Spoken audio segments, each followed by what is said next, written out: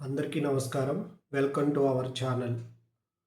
దేశంలోని అన్ని రాష్ట్రాలకు ఈజీ ఆఫ్ డూయింగ్ బిజినెస్లో ర్యాంకింగ్ ఇచ్చే నీతి ఆయోగ్ నిన్న 2026 సంవత్సరంలోనే మొదటి 6 నెలలకు సంబంధించి ర్యాంకింగ్స్ని విడుదల చేయడం జరిగింది. ఇందులో ఆంధ్రప్రదేశ్ 8వ ర్యాంకులో ఉంది.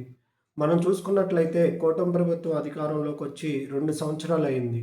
ఈ 2 సంవత్సరాల్లోనూ ఎక్కడ చూసినా సరే ఆంధ్రప్రదేశ్కి పెట్టుబడులు చాలా ఎక్కువగా వస్తున్నాయని, ఆంధ్రప్రదేశ్ దేశంలో కాదు ప్రపంచంలోనే ముందు వరుసలో ఉందని చంద్రబాబు నాయుడు గారు, నారా లోకేష్ గారు చెప్పడం చూస్తూ ఉంటాం. కానీ ఈరోజు నీతి ఆయోగ్ విడుదల చేసిన జాబితాను బట్టి చూస్తే ఆంధ్రప్రదేశ్ అనేది 8వ స్థానంలో ఉంది. గత వైఎస్ఆర్ కాంగ్రెస్ పార్టీ అధికారంలో ఉన్నప్పుడు ఈజీ ఆఫ్ డూయింగ్ బిజినెస్లో ఈవెన్ కరోనా కాలంలో కూడా మొదటి 1, 2, 3 స్థానాల్లో ఉండే ఆంధ్రప్రదేశ్ 8వ స్థానంలో ఉండడం అనేది చాలా బాధాకరమైన విషయం. పెద్ద ఎత్తున పరిశ్రమలు, ఉద్యోగాలంటూ వీళ్ళు చేస్తుంది పబ్లిసిటీ స్టంట్ అని పూర్తిగా ఈ నీతి ఆయోగ్ రిపోర్ట్ చూస్తే మనకి అర్థమవుతూ ఉంది. ఈ 2 సంవత్సరాలలో పెట్టుబడులు, పరిశ్రమలు పేరుతో ఈ కూటమి ప్రభుత్వం, ముఖ్యంగా నారా లోకేష్ గారు కానీ, చంద్రబాబు నాయుడు గారు కానీ చేస్తుంది ఏంటంటే, ఎంతో విలువైన ప్రభుత్వ భూముల్ని చాలా తక్కువ ధరలకి వాళ్ళకు నచ్చిన వ్యక్తులకి చిన్న చిన్న కంపెనీల పేరుతో ఏయో కొత్త కంపెనీలని సృష్టించి ప్రభుత్వ భూములను వాళ్ళకి దోచిపెడతా ఉన్నారు. అదే ఈ 2 సంవత్సరాల్లో ఆంధ్రప్రదేశ్కి వచ్చిన పెట్టుబడులు,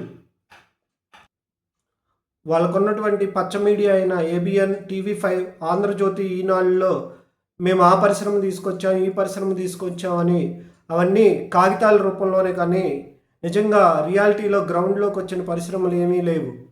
అదేవిధంగా వచ్చిన పరిశ్రమలు కూడా వీళ్ళు లోకల్ ఎమ్మెల్యేలు కానీ, మంత్రులు కానీ అవి పర్సంటేజ్లు అడగడం వల్ల వచ్చిన పరిశ్రమలు కూడా పక్క రాష్ట్రాలకి పోతూ ఉన్నాయి. ఈయన అభివృద్ధి చేసింది ఏమీ లేకపోగా ఏదైతే వైఎస్ఆర్సీపీ ప్రభుత్వంలో ఉన్నటువంటి మెడికల్ కాలేజీలు, పోర్ట్లు, ఫిషింగ్ హార్బర్లని పీపీ విధానంతో డెవలప్ చేయాలని చెప్తూ ఉన్నారు. చంద్రబాబు నాయుడు గారికి ఎప్పుడు ప్రైవేటీకరణ అంటే ఇష్టం.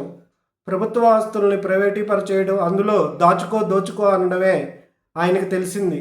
ఎప్పటికైనా దొంగ లెక్కలు చెప్పడం, ఏదో పబ్లిసిటీ స్టంట్ కాకుండా ఆంధ్రప్రదేశ్లో ఉన్న నిరుద్యోగ యువతకు ఉపయోగపడేలా గ్రౌండ్ రియాలిటీలో ఉన్నట్లు పరిశ్రమలను తీసుకొచ్చి వాటిని పూర్తి చేసి నిరుద్యోగ యువతకు ఉద్యోగాలు కల్పించాలని కోరుకుందాం.